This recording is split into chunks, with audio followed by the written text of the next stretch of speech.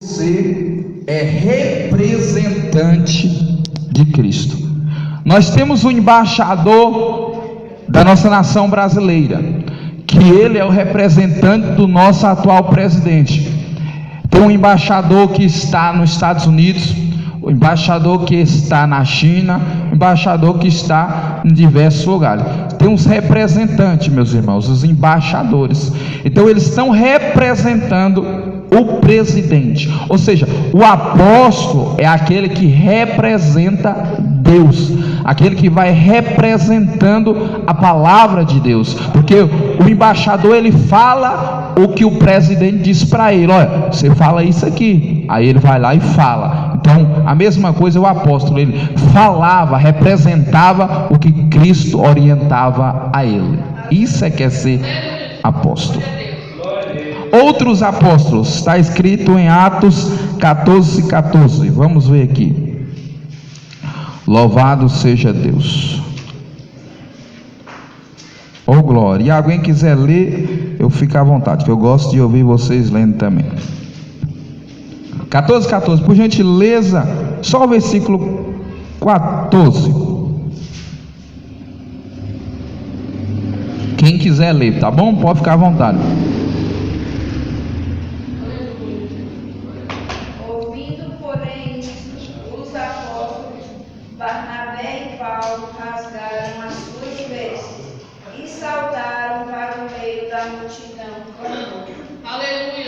Olha que coisa tremenda, obrigado, irmã. Aqui nos diz que os apóstolos, quem eram os apóstolos aqui citados? Quem eram, irmãos? Quem? E vocês não podem responder, irmãos. Isso, o mesmo chamado Saulo. Olha aí, que interessante. Barnabé era o quê? Apóstolo. Oxê, mas os apóstolos não são 12? E aí, como é que fica? Jesus não chamou 12 apóstolos? Não era? Pedro, Tiago, né? Marcos, etc, etc. Foi? Não é verdade? Mas o que nos quer dizer isso aqui? Primeiro, são 12 apóstolos na sua colocação escolhidos por Cristo. Jesus chamou 12 apóstolos. Entenda, Jesus chamou 12 apóstolos. Presta atenção. Um se precipitou, que foi Judas Iscariote, saiu fora da contagem. Veio outro por nomes Matias, está em Atos dos Apóstolos, a instituição desse para ocupar a vaga de Judas. Depois vem outro apóstolo que Cristo também chama, que é o 13º, chamado Paulo, no caminho de Damasco. 13 apóstolos, não era só 12 apóstolos, na verdade era 13, contando Judas que precipitou, deu 14. E tinha mais apóstolos, por quê? Esses outros apóstolos não foi Jesus que instituiu, foi os outros apóstolos. Vamos supor, eu era um exemplo, um apóstolo, eu chamava, vem aqui, irmão Jean, um exemplo. Você agora, nós vamos te ungir como apóstolo. A gente orava por ele, ungia ele, e ele era um novo apóstolo. Entendeu? Então eles tinham essa liberdade para que, através da vida deles, e Deus usasse eles ungisse outros como apóstolos. Tem gente que pensa que só existia só os 12 apóstolos, né? Mas não, tinha outros também. Aqui na Bíblia cita outros apóstolos. Que coisa tremenda. Quem sabia disso aí? Não, olha, já aprendeu uma coisa nova, não é verdade? Que coisa tremenda. Quem eram os apóstolos? Os apóstolos eram a liderança da igreja. Lembrando que quem fundou a igreja não foi os apóstolos e não foi Pedro. Sabia? Você não sabia disso? Disse Jesus: tu és Pedro, Cefa, mas eu, sobre esta pedra, Jesus bateu no peito, edificarei a minha igreja. Jesus fundou a igreja. Jesus é a pedra angular, a pedra de esquina, a principal que os construtores rejeitaram. Isso se tornou a pedra principal da construção. Jesus é que fundou a igreja.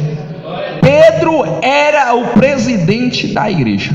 Tudo se passava por Pedro. Paulo tinha alguma coisa para resolver. Paulo, manda lá para Pedro. Tem coisa que é só com Pedro. Pedro era o presidente da igreja e residia em Jerusalém. Entendeu? Mas quem fundou a igreja foi Jesus, meus irmãos.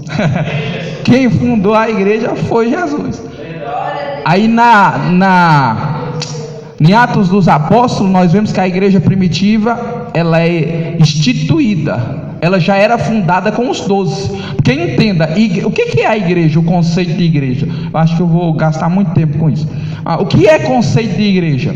Conceito de igreja para nós era uma igreja com templo, uma igreja com pessoas. Não, uma igreja é um conjunto de pessoas, é um grupo de pessoas, independente dela estar congregando debaixo de um pé de árvore, independente dela estar dentro de casa, ou independente dela estar em um templo, porque templo é essas paredes chamadas. O templo de Salomão era a parede. Agora a igreja é um grupo de pessoas. A igreja não é uma pessoa só. Não é uma pessoa só. Uma pessoa só não é igreja. Uma pessoa só é templo de Deus, do Espírito Santo. Mas uma igreja ela não é.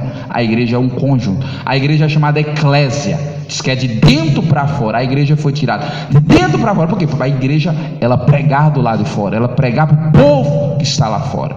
É isso que é a igreja. Então nós vimos aqui já a questão dos apóstolos. É coisa tremenda. E fica na minha mente, meu Deus do céu, e eu não sei se eu sei responder. É uma pergunta que eu me faço e eu vou fazer a vocês. Eu vou fazer a vocês e eu me faço também. Vocês acham que existe apóstolo hoje? O que vocês acham? Porque um dia eu ouvi alguém, um estudioso, falando: os apóstolos só eram aqueles que viviam com Jesus, que viram Jesus. Gente, e Barnabé viu Jesus? Será? Os outros apóstolos? Fica, entre aspas, uma interrogação muito grande aí no meio. Os apóstolos eram fundadores de igreja. O apóstolo Paulo, ele foi o que fundou mais igreja. O Novo Testamento é quase todo Paulo que escreve as cartas. Coríntios e demais, Éfeso, que nós lemos aqui, demais. Paulo, um dos maiores apóstolos que fundou a igreja, nas suas viagens missionárias. A Bíblia nos diz em Atos sobre isso. Agora, ficou essa pergunta muito boa. Agora, eu não posso dizer que não possa existir apóstolo hoje. Não vou dizer que sim, nem que não. O que eu digo é isso, que apóstolo significa enviado. Hoje está como missionário que funda a igreja por aí. Aquela pessoa que é intitulado missionário, que sai fazendo missão e fundando a igreja, é a mesma pessoa de ser um apóstolo. A mesma coisa de ser um apóstolo. Eu entendo assim, eu penso assim, sabe? Quem quiser colocar o nome de apóstolo, se quiser, entrar a pessoa em Deus. Eu não vejo nada contra, também não tenho nada a dizer aqui sim, que não, né? Mas eu gostei dessa interrogação e ficou bom para a gente ver essa questão, não é verdade? Vamos falar agora sobre os profetas. Meu Deus, eu não estou falando, irmãos, eu não estou falando aqui sobre os dons ministeriais, estou falando dons, ou não estou falando sobre os dons espirituais, estou falando ministeriais.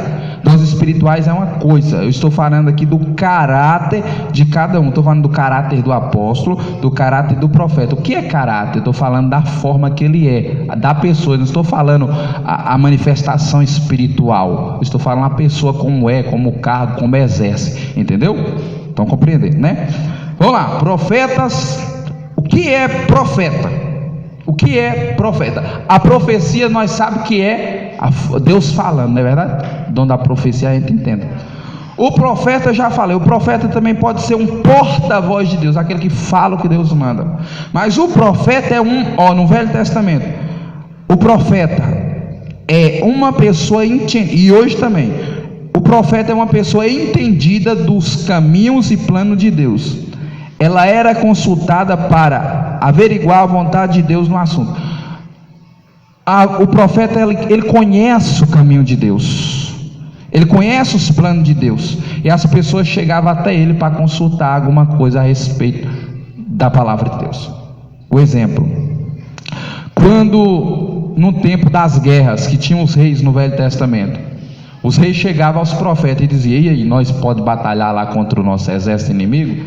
Aí quando o Senhor diz: olha, não é a hora, aí tinha hora que o Senhor dizia: pode ir, que a vitória está em tuas mãos. Entendeu? O profeta era alguém que as pessoas chegavam no Velho Testamento. Não existia, meus irmãos, no Velho Testamento a Bíblia. Não existia. Existia um pouco de escritura. Vamos supor, porque Moisés fez os livros, nós sabemos, alguns livros são de Moisés. Moisés fez alguns livros, né, da lei. Aí fizeram outros, mas não tinha a sua Bíblia completa, porque depois outros profetas na frente foi fazendo outros livros. Aí se colocou na Torá, que é a chamada Bíblia hebraica, colocou os livros do Velho Testamento, mas não tinha todas. Então no decorrer disso, muitas coisas eram, e hoje também era pelo profeta. Chegava até o profeta e dizia: profeta Samuel, o que nós vamos fazer? Né? Profeta Isaías, o que nós vamos fazer? Chegava até o profeta e pedia ao profeta a situação. Foi aquela mulher que chegou até o profeta, se eu não me engano, o profeta Elias ou Eliseu, me passou da memória e diz: olha, acabou aqui o azeite, acabou tudo na minha casa, quer dizer, só tem um pouquinho de azeite e farinha. Aí eu estou nessa situação, acabou tudo aí, estão querendo levar meus filhos como credor, né? Estão querendo levar meu filho como credor. E aí o que vai acontecer? Ela chegou até o profeta: olha, o meu marido era teu servo, ele servia a ti, te seguia pela lei. E agora ela foi consultar e ele falou: o que tu tem lá? Era um pouquinho de azeite. Pronto, pega lá o azeite, pega a vasilha com teu povo lá, emprestado teu vizinho, e vai ser uma benção de Deus. Aí ela foi lá jogando o azeite na vasilha, que era pouquinho, foi multiplicando, pagou tudo que ela devia, ainda deu para sustentar a vida toda. Aleluia. Ela consultou o profeta. Naquele tempo era assim. Um profeta, ele é alguém que fala por Deus ao seu povo. Amós 3:8, meus irmãos. Pensa num livro difícil de achar. Amós 3:8, mas nós vamos encontrar. Amós 3:8. Se alguém achar e quiser ler, eu fico muito feliz que aí. Ô glória. Amós. Você vai voltando no Velho Testamento, tá? Pega Daniel, Ezequiel. É que não tem como eu marcar tudo aqui, meus irmãos. Estava tão fácil Amós, agora ficou difícil de achar. 3:8. Isso, pode ler, fica à vontade, senhor.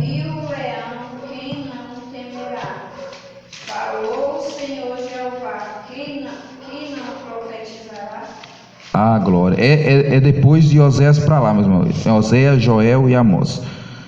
Olha aí, 3:8. Bramiu o leão, quem não vai ter medo, né? E falou o Senhor Jeová, quem não profetizar. Então, se Deus falar aqui agora, usando o irmão Mesaque, quem não vai profetizar? Se Deus tomar ele no mistério, se Deus tomar ele na palavra agora, na profecia, quem é que não vai profetizar quando Deus manda? Não se segura não, irmão. Não se segura, sai mesmo falando o que Deus mandar. Que coisa tremenda. Atos 11, 27 e 28. Novo Testamento agora. O 5º livro do Novo Testamento. Oh glória. Atos. Louvado seja o nome de Jesus. 11, 27 e 28. Naqueles dias desceram profetas de Jerusalém para Antioquia. Levantou-se um deles por nome Ágabo, e dava a entender pelo Espírito que havia uma grande fome em todo o mundo. E isso aconteceu no tempo de Cláudio César. Meus irmãos, o profeta do Velho Testamento era diferente do hoje do Novo. Por quê? Porque a maior profecia é a Bíblia. Hoje em dia, qualquer profecia que vier, você tem que julgar de acordo com a Bíblia. Qualquer pessoa que profetizar, seja eu, seja o pastor, seja Mesaque, seja qualquer irmão, que profetizar algo de Deus, você tem que ir na Bíblia para ver se está de acordo com a palavra.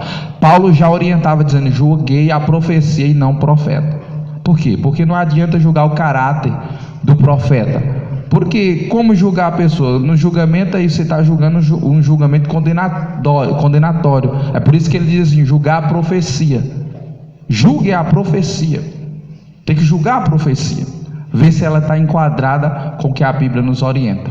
É por isso que a Bíblia manda julgar a profecia e não o profeta. Vamos lá. Qualquer um pode profetizar o que Deus mandar hoje? Pode, mas a profecia maior é a Bíblia. Se não estiver enquadrado na Bíblia, não é profecia de Deus. Tem que estar de acordo com a Bíblia. Há uma diferença, porque quando o profeta do Velho Testamento falava, estava falado, decretado, né? Quando era um verdadeiro servo de Deus mesmo. Entendeu? Mas hoje é diferente, tem que julgar, seja o maior pastor, o maior diácono, presbítero, seja quem for, uma pessoa mais usada nos dons. A Bíblia diz que nós temos a liberdade de julgar essa profecia. Vamos lá. E naquele tempo eles diziam: assim diz o Senhor. Hoje não dá muito para... Eu ouvi até um certo ensinamento dizendo que a profecia, quando alguém passar, a pessoa não pode dizer assim diz o Senhor, porque diz que você está dizendo assim para não julgar a profecia. Aí você está dizendo assim: não, minha profecia não precisa julgar, ninguém julga ela. Entendeu? Eu vi um estudo sobre isso, eu achei interessante isso. Mas realmente a profecia do Novo Testamento, ela tem que ser julgada. Todo mundo pode julgar a profecia, julgar de acordo com a Bíblia, tá bom? E o profeta, ele profetiza o que Deus mandar pela Bíblia. Vamos supor, Deus está aqui falando aqui para Pedro, e tal, vê as feras, os répteis. Aí diz para Pedro: levanta-te, Pedro, mata e coma, sobre os animais que Pedro via na visão. Mas ele disse: de nenhuma maneira, Senhor, pois nunca entrou nada comum, imundo na minha boca. Pronto. Você está profetizando quando você está lendo e pregando aqui. E a profecia que Deus manda direto para você. Deus mandou uma profecia direto. Veio aqui, você sentiu de Deus, Deus falou no seu coração, Deus falou no seu ouvido, Deus falou na sua mente. Aí você vai expor aquela profecia que Deus mandou. É esses dois tipos de profecia: a profecia da palavra e a profecia inspirada por Deus. Aí o profeta fala o que Deus vai mandar. Vamos lá, tem mais. Nós já vemos dois, né? Olha, na igreja tem que ter todos esses, irmão. Profeta tem que ter profeta. Tem que ter profeta no caráter da profecia bíblica, pregar a palavra, e profeta para profetizar o que Deus manda. A igreja tem que ser completa. Vamos lá. A Bíblia diz que não havendo profecia, o povo se corrompe. Tanto profecia da palavra como profecia aqui direcionada pelo profeta de Deus. Porque se eu estou errado, ou alguém está errado, ou nós estamos errados, Deus usa o seu profeta lá, ele manda lá a profecia forte, e para a gente, aí a gente, oh meu Deus do céu, preciso me despertar, não é verdade? Então Deus usa o profeta assim também. Vamos lá, agora nós vamos seguir. Vamos agora para evangelista, meus irmãos. Oh, que coisa tremenda. O que é um evangelista, meus irmãos? Evangelista é uma pessoa que tem o dom de pregar o evangelho. A pessoa que tem esse dom, ela tem uma capacidade especial para explicar o evangelho de maneira convincente para quem ainda não conhece. Vamos lá. Todos devem pregar o evangelho. Vamos lá. Marcos 16:15. Glória ao Cordeiro. Marcos 16:15. Vamos lá, meus irmãos. Segundo livro do Novo Testamento. Glória a Deus. Leia aí, irmão Mesaque. E disse: ide por todo mundo, pregar o evangelho a toda criatura. Amém. Tá bom. Pronto. Olha aí, o ide de Jesus. Jesus mandou todos devem pregar o evangelho. Isso aqui não é só para o pastor, isso aqui não é só para o obreiro, para alguém que ensina, para uma pessoa que é profeta. Não, o evangelho é para ser pregado por todo mundo. Todos devem pregar o evangelho. Um adolescente, um jovem, a criança, se saber de alguma maneira pregar também. Todos devem pregar o evangelho. Agora há uma diferença, meus irmãos, do evangelista, porque ele tem o dom de evangelista. Ele só tem o que, irmãos? Um talento maior para evangelizar. A única diferença é isso, que o talento dele é mais diferente para evangelizar. Presta atenção como é. Atos 21:8. Atos 21:8. Que nos diz assim, ó: e no dia seguinte, partindo dali,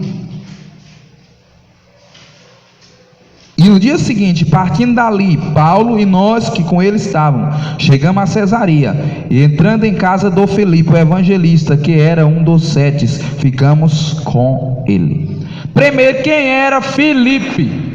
Filipe era evangelista. Filipe era um dos 7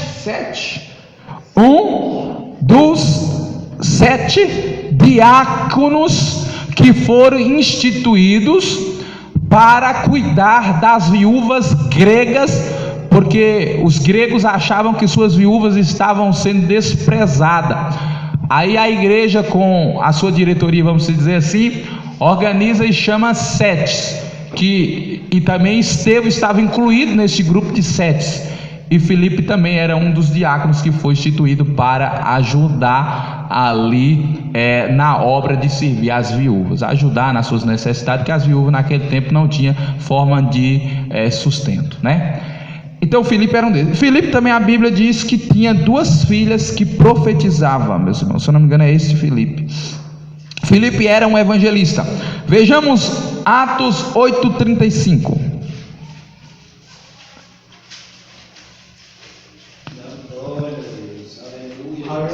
Diz assim, meus irmãos: então Filipe, abrindo a sua boca, começando nessa escritura, lhe anunciou a Jesus. Filipe se encontra no eunuco, com o eunuco. Deus manda ele até o eunuco, que era um dos servos da rainha. Ali, meus irmãos, o eunuco louvado seja Deus, que a mente falhou, Modom de Candace, rainha dos Eutípes, da Etiópia. Então, esse eunuco que era da Etiópia, que foi a Jerusalém adorar a Deus, estava lendo o livro de Isaías do profeta, e Deus diz a Filipe: vai até aquele carro, explica para ele o que ele está lendo. Chegou lá, conversou com o eunuco, falou sobre a passagem que ele estava lendo, que era a passagem do cordeiro levado ao matadouro, simbologia de Jesus. Anunciou a Jesus ao eunuco. O eunuco fala: o que é que me impede de ser batizado? Ele falou: se tu crê, tem algo aí? Pronto, vamos batizar agora. Batizou o eunuco. Olha a facilidade de quem tem o dom de evangelista. Quem tem o dom de evangelista, meus irmãos, ele tem a maior facilidade de chegar, conversar com uma pessoa e dizer assim: olha, Jesus morreu na cruz, olha, a Bíblia nos diz assim, olha, a Bíblia nos orienta assim. Tem pessoas que ela prega, evangeliza assim, dá um panfleto, fala Jesus te ama, mas não tem aquele dom de aprofundar na Bíblia, de ensinar a pessoa a Bíblia, detalhe por detalhe, de falar sobre a grandeza do reino de Deus, de trazer uma palavra ali tão forte que aquela pessoa se convence e começa a entender que Jesus realmente é o único que pode salvar. Olha a diferença para quem tem o dom de evangelizar e para quem não tem.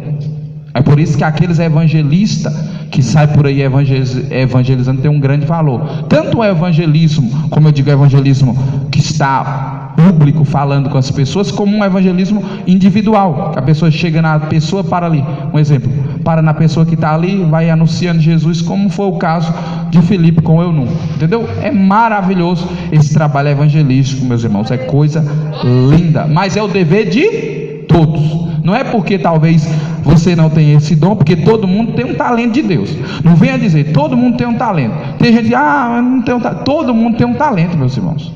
Se não tem um talento, tem um dom. O que é talento? Talento é diferente de dom. Talento o quê? Tocar é o quê? Tocar não é um talento ou um dom. Tocar é um talento. Olha eu desfazendo. Cantar não é um dom. Não existe isso aqui nem na China. Cantar não é um dom. Eu tenho um dom de louvor. Se enganou, querido, querida. Tu não tem dom de louvor nenhum. Tu tem talento de louvor. Agora dom tu não tem não. Não existe dom na colocação como o louvor ser dom, meus irmãos. O louvor é um talento. Está na colocação. Porque eu não vi instituído nos textos que eu li. Eu nunca vi dizer que o louvor é dom. Nos textos que eu já estudei. Se depois eu não estudei e eu tiver errado, eu vou aprender, mas até agora eu não vi. Então, talento, tocar talento, ou louvar talento, mas o que? Convidar alguém para ir para a igreja, talvez é um talento que você tem. Você tem um talento de chegar aqui, mexer no som, operar o som. Irmãos, talento. Talento, você tem para desenhar um talento, você tem para pintar, entendeu? Isso aí é talento. Talento é diferente de dom. Dom é muito diferente.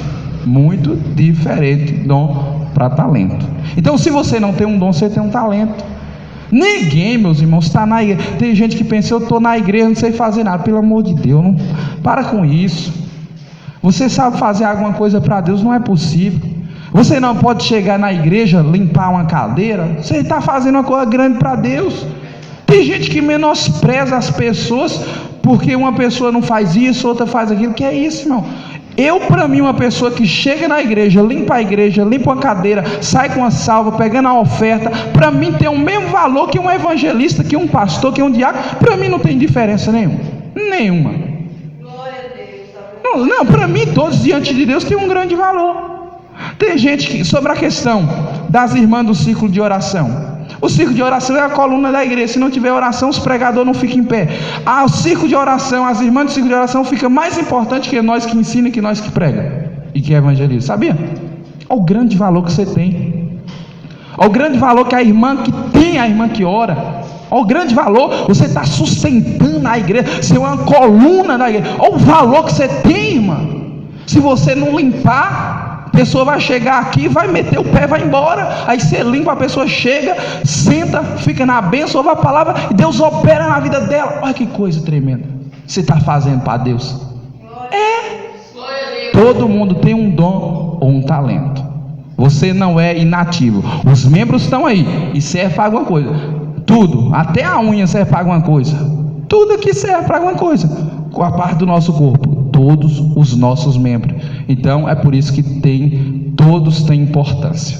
Desde o maior até o menor membro tem importância. E todos diante de Deus estão no mesmo nível. Ó.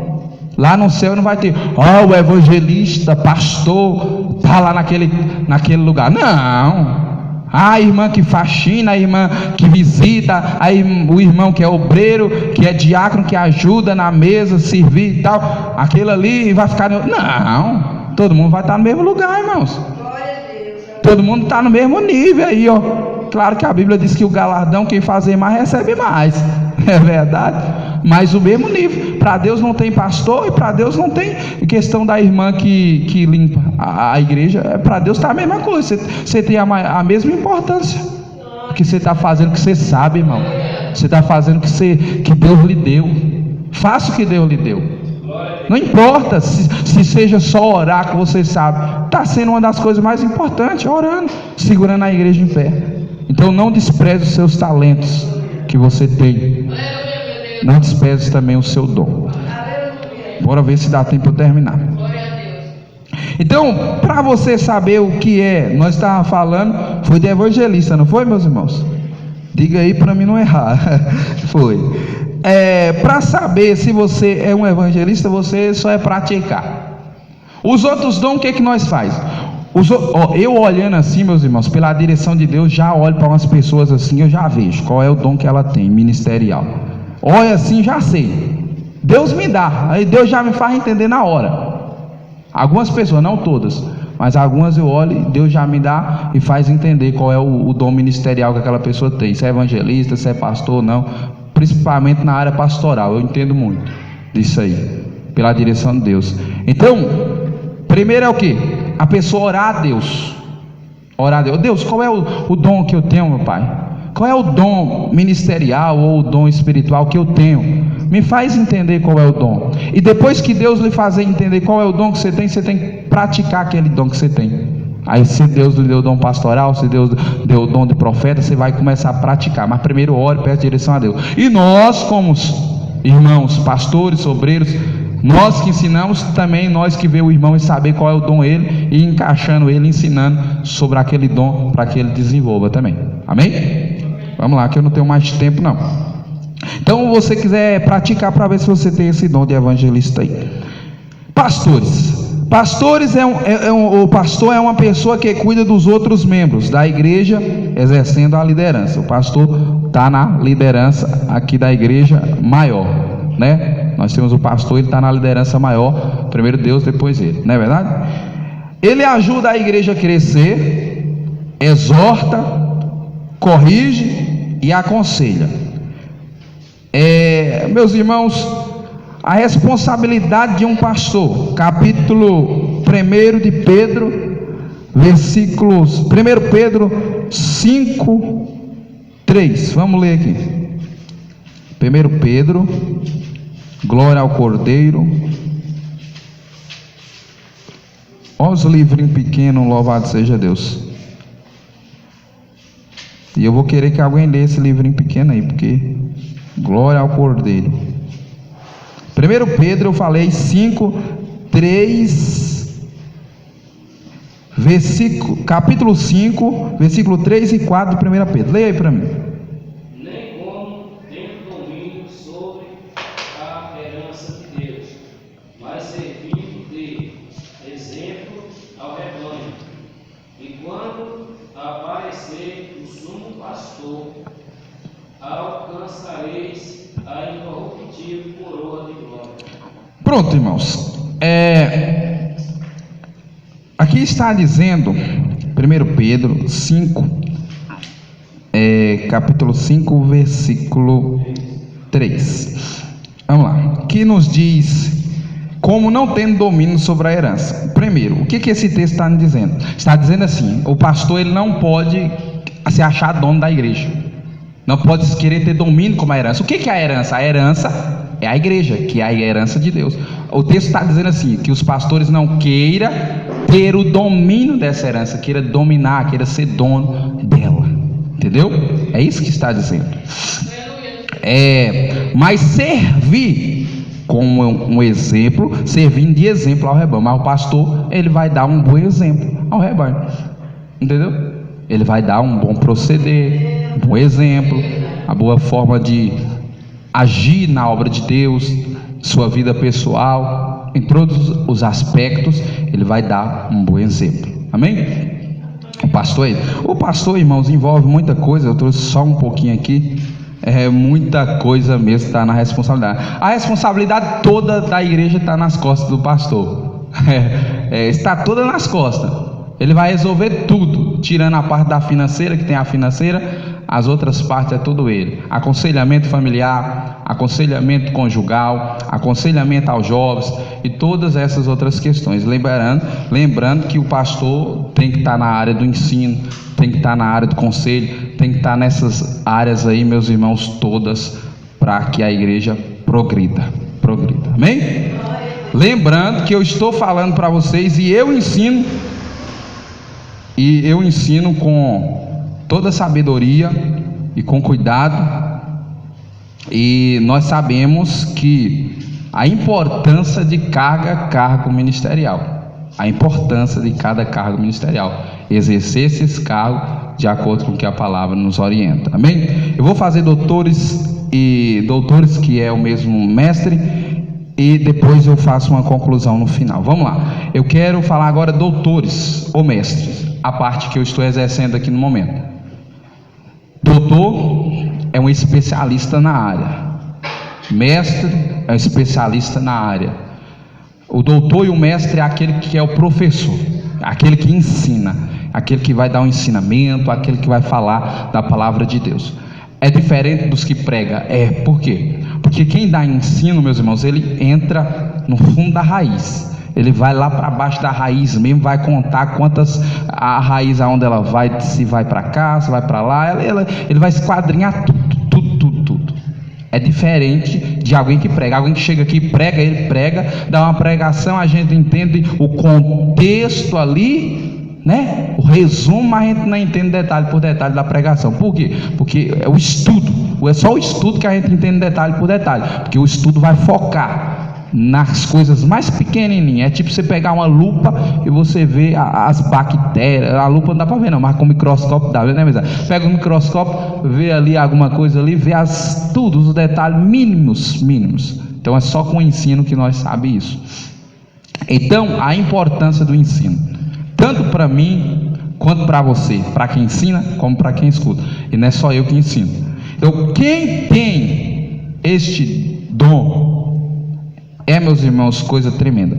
Ensinar a palavra de Deus, a importância do ensino para a igreja. Romanos 12, 7. Vamos lá. O ensino é aquele, sabe aquele culto que aquele culto que muitas vezes dá vontade de dormir. Eu vou falar a verdade. Por quê? Porque o ensino é uma coisa mais devagar, é uma coisa mais lenta, reflexiva, pensativa. Não é como a pregação ali, aquela folga, aquela graça. Receba agora, tome a bênção. Não é assim. O ensino é mais vagaroso, cuidadoso, cauteloso. O ensino é mais assim. Então a gente tem que ter paciência para ouvir. Entendeu, meus irmãos? Eu falei Romanos 12, 7, tá bom? Deixa eu ver aqui. Eu vou ler, tá, meus irmãos? Se é ministério, seja em ministrar, ou seja, se é em pregar, pregue. Se é ensinar, haja dedicação ao ensino. Todo mundo que ensina, ele tem que ser ligeiro para estudar. A dedicação ao... Tem irmãos que eu já vi, muitos irmãos falando: não, irmão, na hora Deus dá a palavra, para pregar até sim, mas mesmo assim você vai dar uma tropeçada boa. Vai. Se a pessoa não estuda no dia da pregação, você chega lá, se você tiver um estudo pronto, pega e revisa. Eu peguei esse estudo hoje, revisei. Se eu tivesse profundo estudado detalhe por detalhe, saía melhor, mas eu revisei, eu já tenho ele pronto. Eu revisei, foi a mesma coisa de eu estudar, que eu só passei uma revisão, olhei detalhe por detalhe. Vamos lá, porque eu já tinha estudado ele, então já tem um pouco na minha memória, aí eu não esqueci totalmente. Então, o que precisa? Ter uma dedicação ao ensino. Quem ensina tem que dedicar. Não é chegou e falou, não, tem que estudar.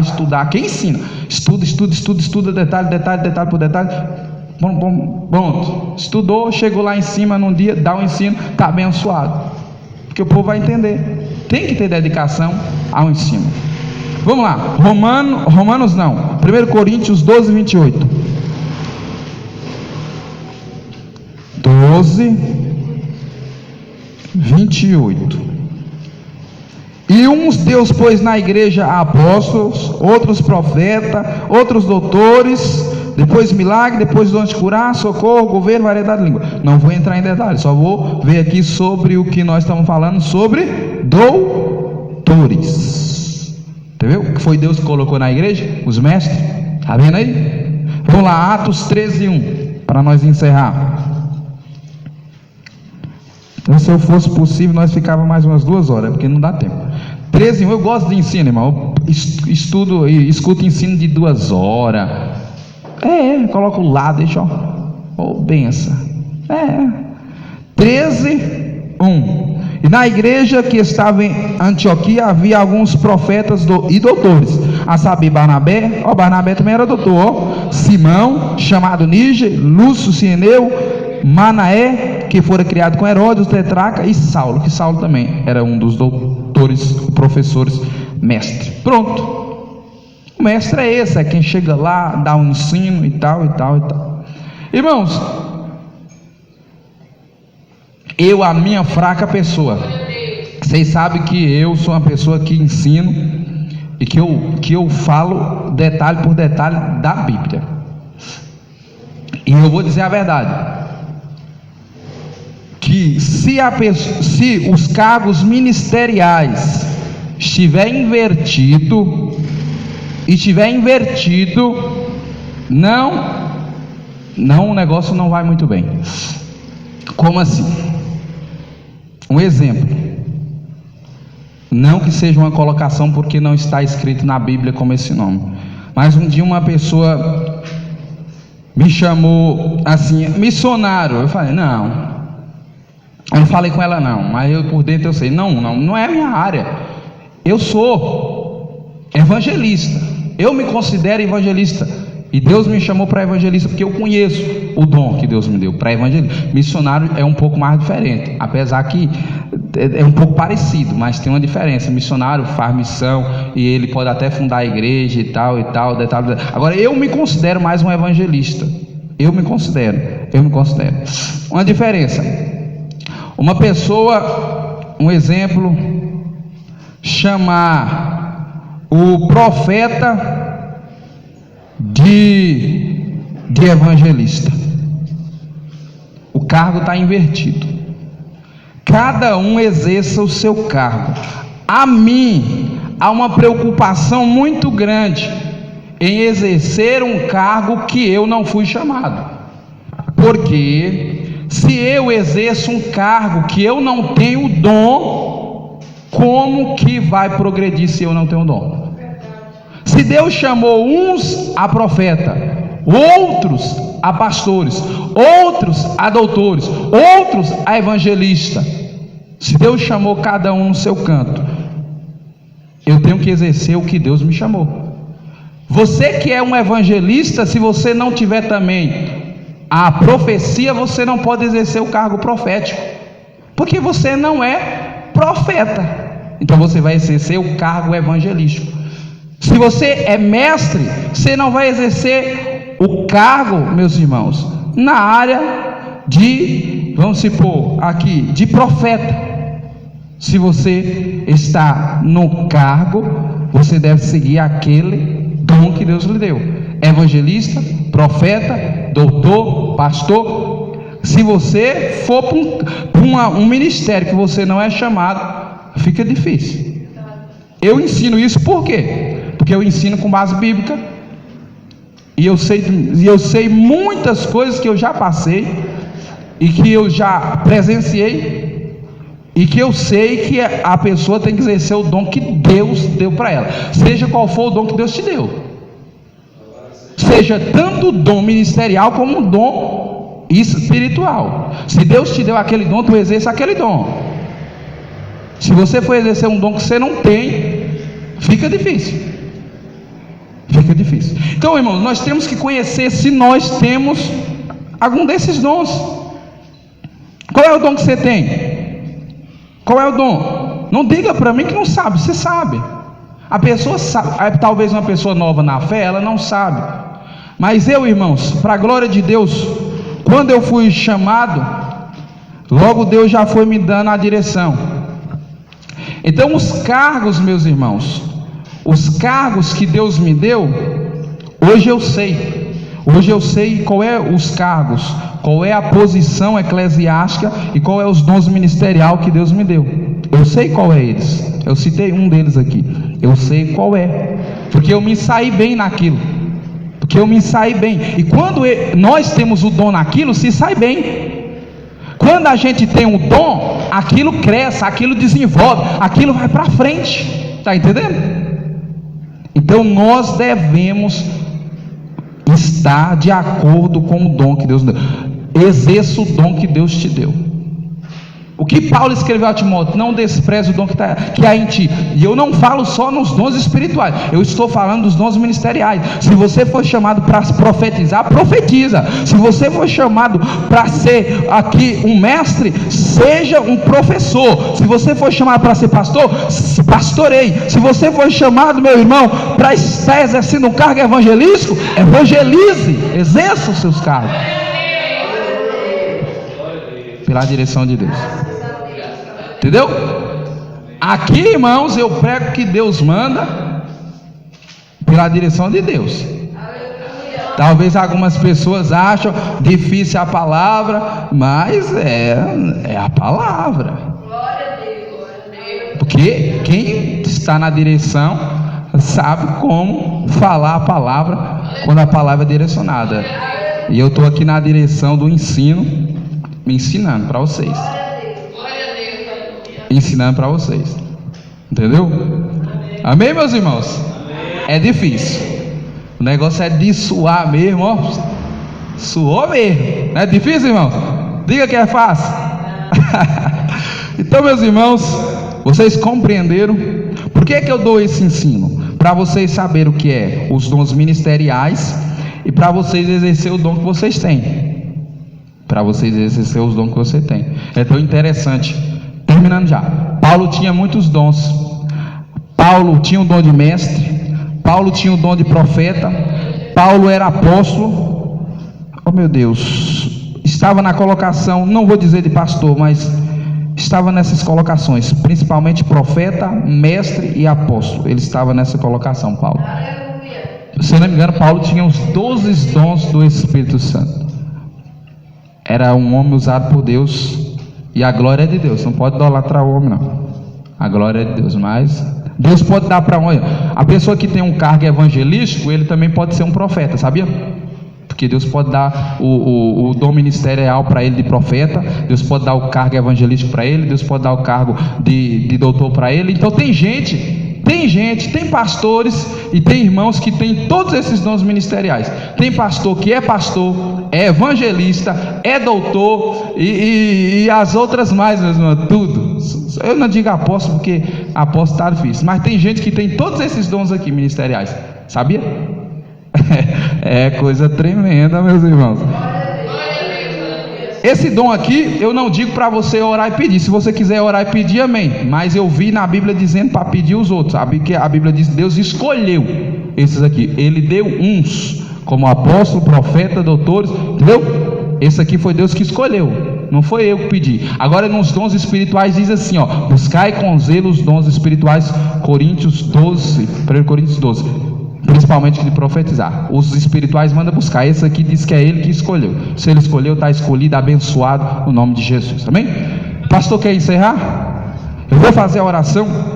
Já faço essa oração abençoada, oração de fé, oração de força mesmo, forte, diga aí, com oração para Deus libertar, para Deus curar, para Deus nos ajudar, oração de humilhação, rapidinha, para a gente terminar. E perdoe-me pelo horário estendido. 5 minutos só, não vai atrapalhar a sua janta não, tá? Deus, em nome de Jesus, abençoa nós. Obrigado pela palavra exposta, ensinada. Oh glória, Deus meu, Deus nosso, Pai poderoso, abençoa o teu povo, abençoa a tua igreja. Nos ensina a usar os dons que o Senhor nos deu, nos faz entender quais os dons que nós temos, ó Pai, nos faz entender qual a tua vontade, nos ajuda a ser fiéis, nos ajuda a viver a tua palavra, meu Pai, nos ajuda a estar na posição certa, fazendo a coisa certa, meu Pai. Oh glória, cura agora os enfermos, repreenda esta enfermidade, meu Pai, que está no corpo desta pessoa, este mal, repreenda agora essas dores, a poder do nome de Jesus. Vai queimando Jesus, vai queimando Jesus, vai queimando. A vitória, da força, milagre, livramento, nos dá força para ser fiel, nos dá força para permanecer firme até